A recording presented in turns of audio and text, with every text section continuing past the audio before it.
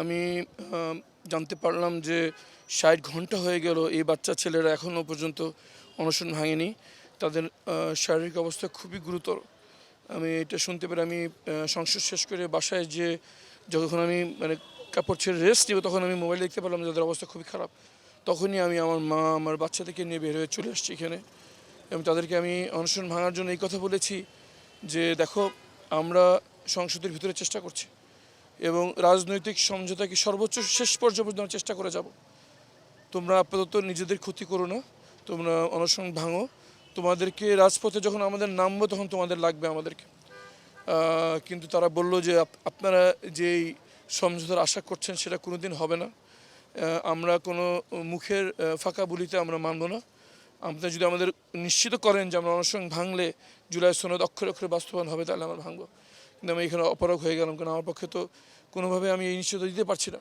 আমি নিজেই তো হতাশ যে জুলাই সনদ আদৌ বাস্তবায়ন হচ্ছে কিনা। কিন্তু জনপ্রতিনিধি হিসেবে আমাদের দায়িত্ব শেষ মুহূর্ত পর্যন্ত রাজনৈতিক পন্থাকে, নিয়মতান্ত্রিক পন্থাকে একটা সুযোগ দেওয়া।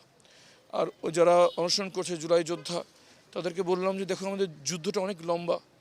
আমরা দেশীয় আন্তর্জাতিক অনেক অপশক্তির বিরুদ্ধে লড়ছি। আর সর্বশেষ যদি রাজনৈতিক আলোচনা ব্যর্থ হয়, রাজনৈতিক যখন নামতে হবে, তখন তোমাদের সর্বশক্তি থাকতে হবে। সুতরাং তোমার শক্তি সঞ্চয় করো। তো আমি শেষ পর্যন্ত তাদের অনশন ভাঙাতে পারিনি।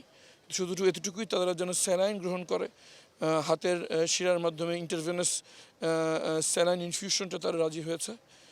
এতটুকু আমি নিশ্চিত করে গেলাম। তাদের বার্তা হচ্ছে গিয়ে রাজনৈতিক দলদের কাছে যে আলাপ আলোচনার জন্য তারা কোনো আশা রাখতে পারছে না। আমি তাদের এই বার্তা মাননীয় বিরোধী দলীয় নেতা এবং 11 দলীয় জোট নেতার কাছে পৌঁছে দেব। এবং আমরা নিজেও আজকে সংসদে খুব হতাশ হয়েছি সরকারি দলের আচরণে। আসলে আমাদের মধ্যে তৃতীয় বিশ্বে বাংলাদেশ ইতিহাস সাক্ষী যে 2/3 আসন একটি অভিশাপের মতো দাঁড়িয়েছে। 2/3 আসন পেলে তাদের চোখে শোনা বন্ধ হয়ে যায়, চোখে দেখা বন্ধ হয়ে যায়, কানে শোনা বন্ধ হয়ে যায়, এবং তারা অতীত ভুলে যায়। যেই শহীদদের রক্তের উপর দাঁড়িয়ে এই সংসদ, লক্ষ মায়েদের চোখের পানি, যুদ্ধাহত জুলাই যোদ্ধাদের হাত পা হারানোর দীর্ঘশ্বাসের উপর দাঁড়িয়ে এই সংসদে তারা 2 আসন পেয়েই তারা অতীতকে ভুলে গিয়েছে। তাদের আচরণে আমরা কোনো রকম গণতান্ত্রিক আচরণ দেখতে পাচ্ছি না।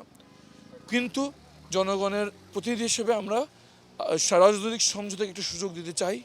আমরা এই জুলাই যোদ্ধাদের আশ্বাস দিয়ে যাচ্ছি, আমরা সর্বাত্মক চেষ্টা করব।